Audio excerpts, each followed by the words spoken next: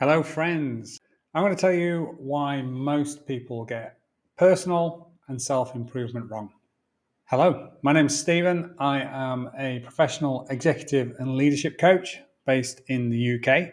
I help business leaders all over the world to be better at what they do in their personal and professional lives. And in this video, I'm going to talk about how they tend to get it wrong and how you can learn from their mistakes. Let's get into it. So, let's talk about the kind of people that I work with first, and then you can see that they are a lot like you. Most of the people that I work with, they're in the middle part of life. I guess the youngest people I work with tend to be in their early 30s up until late 50s. And the reason that they come to work with me often is that they have achieved success in measurable ways. Many of them are financially successful. They certainly have a level of status that means that they are comfortable in who they are and what they do. But they've also often lost their way. They have lost touch with who they are. They maybe don't have the balance that they want in their lives, or they are simply feeling that they are out of place or out of time. They might say that in different ways. They might say they're feeling burnt out, or they're lost, or they're struggling in their relationships, or that their business isn't thriving the way that it was. But the truth is, usually it's because they've lost connection with themselves. And many of these people have tried quite a few things before they come and talk to me.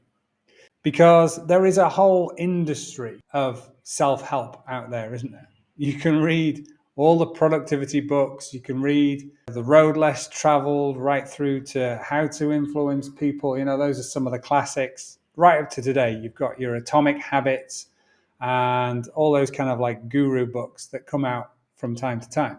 Now, I have all of those books that I've mentioned and many more, and I've learned an awful lot from them.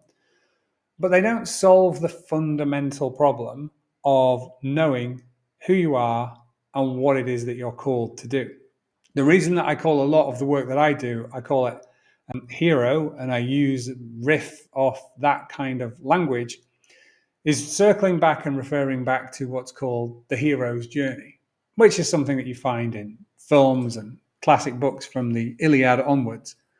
But the basic idea is that we meet a person and they are ordinary, They might be special in some ways to their friends or their families, but they are basically ordinary, living an ordinary life to them.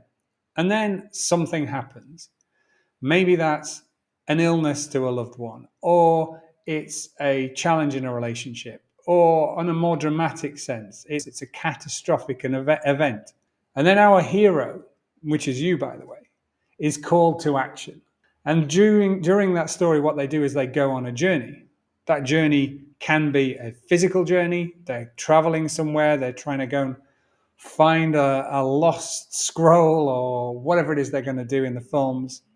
But in the real world, that's them going on a journey of self-understanding. It's a journey of figuring out who they are, what they really want, how they can challenge themselves, and learning deeply about themselves. And that shit is hard because, as in the films, on the hero's journey, that process, they meet all sorts of obstacles. There might be dragons that they've got to slay. It could be forests they've got to get through, rivers they've got to cross, whatever it is. Or in the personal life, it's that understanding that maybe, the way that I saw the world or the way that I see myself or the way that I've been doing things has been wrong, and I need to challenge myself to be different. In the hero's journey, what happens is eventually that dragon is vanquished, the princess is saved, or prince, or they learn that thing about themselves, they go back and they put things right in the real world. And from that point on, they are on the next level for them. They are then the conquering hero. They have returned, and there is a level of self-understanding and a level of calm which comes with that. But here's the problem. As I've said, that shit is hard, and doing it on your own is hard as well, which is why in the hero's journey, there is always a story where there is somebody there to help them. That could be some kind of guru. It could be some kind of leader. It could be Gandalf in the Lord of the Rings. It's the ghost of Obi-Wan Kenobi in the Star Wars films. Or in the more mundane world, it's Tony Robbins helping Barack Obama, is it? Tony Robbins alongside of Barack Obama, helping him and President Clinton to be their best selves while they're doing really hard things. Or in the business world, it's a coach or a mentor or a critical friend who can help you. But the thing is, a lot of the self-help world, it tells you that all you need to do is hack your way to change. All you need to do is follow this process, follow this protocol. And some of us really can self-direct in that way. Some of us are capable of going on that journey and really working hard and doing things on our own in the dark and coming back stronger and better. But most of us, we need some help. We need that guide. We need that person to challenge us, to pick us up when we feel like giving up, to help encourage us to remember what it is the goal is that we're trying to seek and work towards. And that's where things like coaching and mentoring and stuff like that come in. So that's the thing that I want to get across to you today. By all means, go and read all those books and watch the Tony Robbins videos because they are genuinely amazing and you will learn some useful stuff. But at some point, say to yourself, where is my guide? And make sure that you invest in yourself to get the support that you need. And that investment could be paying to work with somebody like me or joining my HeRO Academy. But if that's not right for you, it could just be paying back in time with somebody that can support you. I tend to work with people that really want to invest in themselves, both in time and in money. And the work that I do with people generally takes about 6 months. So it's a significant investment in time, but it works. If you're not ready for that, then that's okay. But find somebody who can play that role in your life. Maybe you can do it for them too and pay it forward. But do it.